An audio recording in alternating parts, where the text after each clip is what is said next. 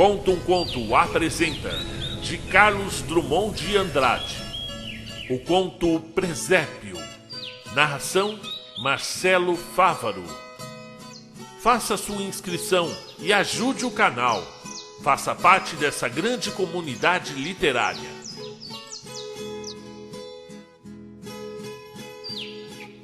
Das Dores, assim se chamavam as moças daquele tempo, sentia-se dividida entre a missa do galo e o presépio.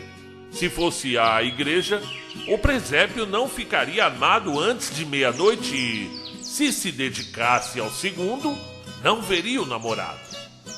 É difícil ver namorado na rua, pois moça não deve sair de casa, salvo para rezar ou visitar parentes.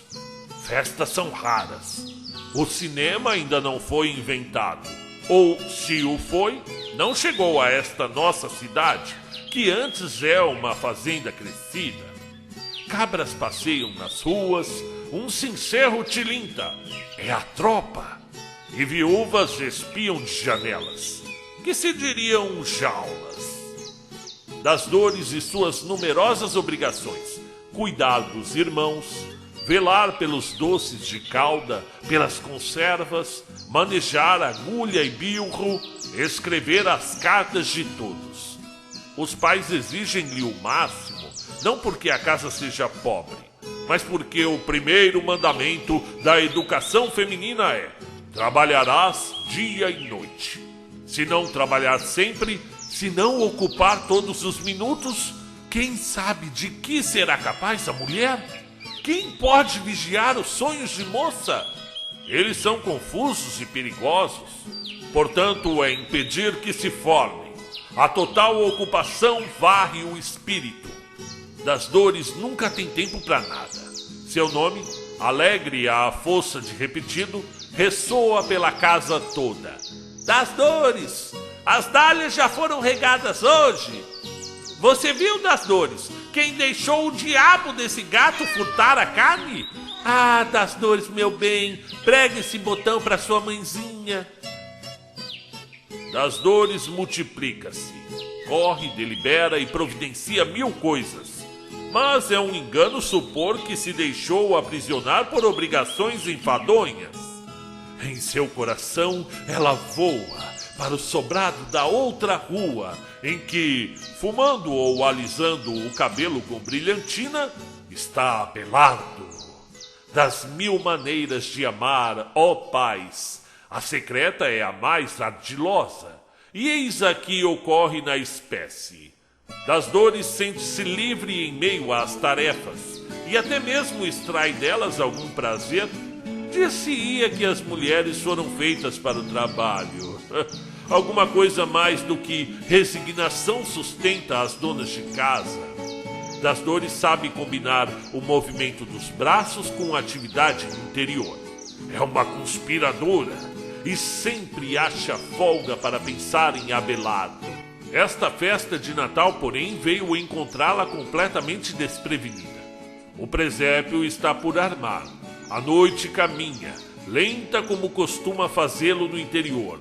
Mas Das Dores é íntima do relógio grande da sala de jantar, que não perdoa, e mesmo no mais calmo povoado o tempo dá um salto repentino, desafia o incauto, agarra-me.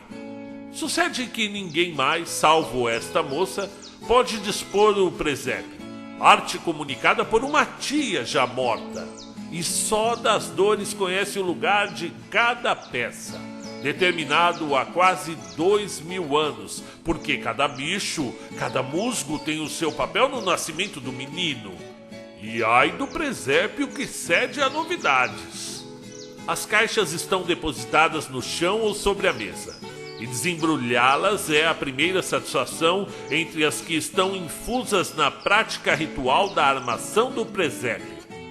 Todos os irmãos querem colaborar, mas antes atrapalham.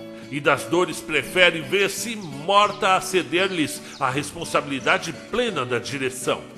Jamais lhe será dado tocar, por exemplo, no Menino Jesus, na Virgem e em São José. Nos pastores, sim, e nas grutas subsidiárias. O melhor seria que não amolassem, E das Dores passaria o dia inteiro compondo sozinha a paisagem de água e pedras, relva, cães e pinheiros, que há de circundar a manjedoura. Nem todos os animais estão perfeitos. Este carneirinho tem uma perna quebrada, que se poderia consertar, mas parece a das Dores que, assim mutilado e dolorido, o menino deve querer-lhe mais. Os camelos bastante miúdos não guardam proporção com os cameleiros que os tangem, mas são presentes da tia morta e participam da natureza dos animais domésticos, a qual, por sua vez, participa obscuramente da natureza da família. Através de um sentimento nebuloso, afigura-se-lhe que tudo é uma coisa só, e não há limites para o humano. Das Dores passa os dedos com ternura pelos camelinhos. Sente neles a macieza da mão de Abelardo. Alguém bate palmas na escada. Ô de casa! Amigas que vêm combinar a hora de ir para a igreja. Entram e acham o presépio desarranjado, na sala em desordem. Esta visita come mais tempo, matéria preciosa. Agarra-me, agarra-me. Quando alguém dispõe antes de uns poucos minutos para fazer algo de muito importante e que exige não somente largo espaço de tempo, mas também uma calma dominadora. Algo de muito importante e que não pode absolutamente ser adiado. Se esse alguém é nervoso, sua vontade se concentra numa excitação aguda e o trabalho começa a surgir, perfeito, de circunstâncias adversas. Das Dores não pertence a essa raça torturada e criadora. Figura no ramo também delicado, mas impotente, dos fantasistas. Vão-se as amigas para voltar 2 horas depois. E das Dores, interrogando o relógio, nele vê apenas o rosto de Abelardo. Como também percebe esse rosto de bigode e cabeleira lustrosa, e os olhos acesos, dissimulados nas ramagens do papel da parede e um pouco por toda a parte. A mão continua tocando maquinalmente nas figuras do presépio, dispondo-os onde convém. Nada fará com que erre. Do passado, a tia repete sua lição profunda. Entretanto, o prazer de distribuir as figuras, de fixar a estrela, de espalhar no lago de vidro os patinhos de celuloide, está alterado ou subtrai-se. Das Dores não o saboreia por inteiro, ou nele se insinuou o prazer da missa, ou o medo de que o primeiro, prolongando-se, viesse a impedir o segundo, ou um sentimento de culpa, ao misturar o sagrado ao profano, dando talvez preferência a este último, pois no fundo da caminha de palha suas mãos acariciavam o menino. Mas o que a pele queria sentir, sentia. Deus me perdoe, era um calor humano, já sabeis de quem. Aqui desejaria, porque o mundo é cruel e as histórias também costumam sê-lo, acelerar o ritmo da narrativa, prover das Dores com os muitos braços de que ela carece para cumprir sua obrigação, vestir-se violentamente, sair com as amigas, depressa, depressa, ir correndo ladeira acima, encontrar a igreja vazia, o adro já quase deserto e nenhum Abelardo. Mas seria preciso atribuir-lhe não braços e pernas suplementares, e sim outra natureza, diferente da que lhe coube, e é pura placidez.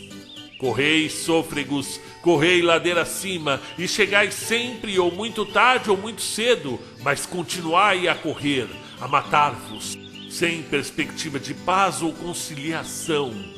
Não assim os serenos, aqueles que, mesmo sensuais, se policiam.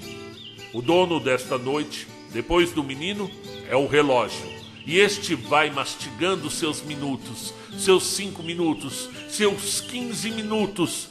Se nos esquecermos dele, talvez pule meia hora. Como um prestidigitador furta um ovo, mas se nos pusermos a contemplá-lo, os números gelam, o ponteiro imobiliza-se, a vida parou rigorosamente. Saber que a vida parou seria reconfortante para das Dores, que assim lograria folga para localizar condignamente os 3 reis da estrada. Levantar os muros de Belém, começa a fazê-lo, e o tempo dispara de novo. Agarra-me, agarra-me!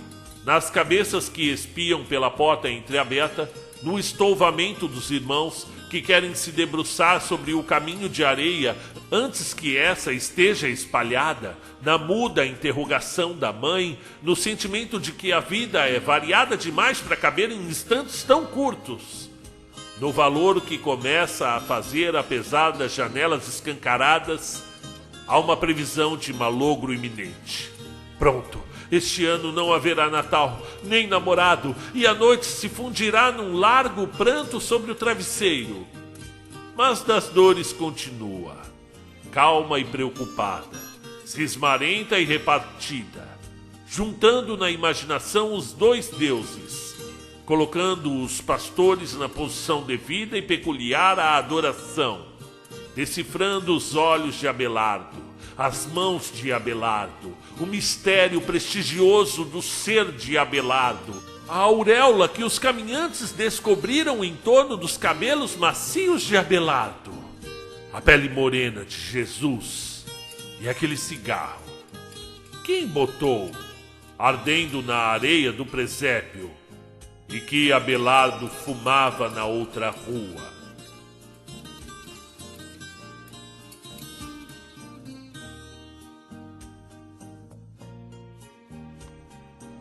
Muito bem, sejam bem-vindos. Meu nome é Marcelo Fávaro, sou professor de língua portuguesa das escolas municipais e estaduais e resolvi trazer para vocês este mini conto, esse conto de Carlos Drummond de Andrade, que desenvolve de um modo muito peculiar, ele que é um itabirano, né, da cidade de Itabira, em Minas Gerais, desenvolve muito particularmente as nuances de um cenário interiorano, né? Como é uma cidadezinha pequena e vai discorrendo o cenário, a influência que o catolicismo tem. É tão bonito quando a gente está numa cidadezinha do interior e consegue presenciar uma procissão, por exemplo, ou uma festa da cidade, uma festa da igreja, né? Então isso ocorria muito naquela época, ainda ocorre em algumas cidades do interior, ainda se respeita muito as tradições. E este escritor, o mesmo do E Agora José, a festa acabou, a luz apagou, né? O povo sumiu, e agora José, e agora você lembra desse poema, né? O Drummond é aquele que está sentadinho lá na praia, eu acho que de Ipanema, ou do Leblon, eu acho que é de Ipanema, que ele está ali sentadinho de costas para o mar ali, né? Que as pessoas sentam ali para tirar fotos com ele, né? Foi representado nessa bonita homenagem, né? Muitas vezes a mesma estátua que vira e mexe sofre ações de vândalos, né? É realmente muito triste você ver que o povo desconhece a sua própria cultura, os seus próprios escritores, né? Mas isso é uma outra discussão. Aqui nesse conto ele tem uma giganteza muito grande. Primeiro ele faz uma reflexão sobre o conservadorismo típico dessas cidades, né? Principalmente a visão do papel da mulher, né? Falar, a mulher tem que trabalhar dia e noite, porque senão ela começa a pensar besteira. E quem pode dizer o que vai na cabeça de uma mulher, por isso das dores. Mas das dores era uma conspiracionista, é claro, né? Ninguém consegue prender ali dentro de um potinho o pensamento de uma mulher. Ele varre o mundo, né? Então o comportamento das dores, né, das dores, reflete como sustentam essa ideia de que as mulheres deveriam ser educadas para os afazeres domésticos, né? Você vê que já naquela época Drummond começa a levantar essa questão aí do papel das mulheres na sociedade, ok? E depois ele começa a discorrer sobre o tempo, né? Meio que jogando um paradoxo, mas como que numa cidadezinha onde quase nada acontece, o relógio ele passa do mesmo jeito que às vezes você não, se você não olhar para ele pula 5 minutos, 10 minutos, 15 minutos, meia hora, né? Bem interessante esse combate que ele trava aí entre a das dores e o relógio, que ela precisa, além de montar o presépio, e se preocupar com a missa onde ela vai ver o Abelardo, ainda assim ela precisa vigiar o relógio para ele não correr muito rápido. Então é bem humorado, é interessante, né? E o relógio aqui ele está personificado. Vocês que estudam figuras de linguagem, a prosopopeia ou a personificação é aquela que dá vida a quem não tem vida, né? A quem não deveria falar ou andar ou correr, como no caso aqui o relógio faz. Então é isso, pessoal. Gostei de ler essa obra de Carlos Drummond de Andrade, o Itabirano da Pedra no Caminho, né? Tinha uma pedra no caminho, no meio do caminho tinha uma pedra, eu nunca esquecerei, né? É isso, pessoal. Um grande abraço e até a próxima semana. Não se esqueçam de se inscreverem para serem avisados quando novas obras da literatura nacional ou mundial forem publicadas. Até a próxima.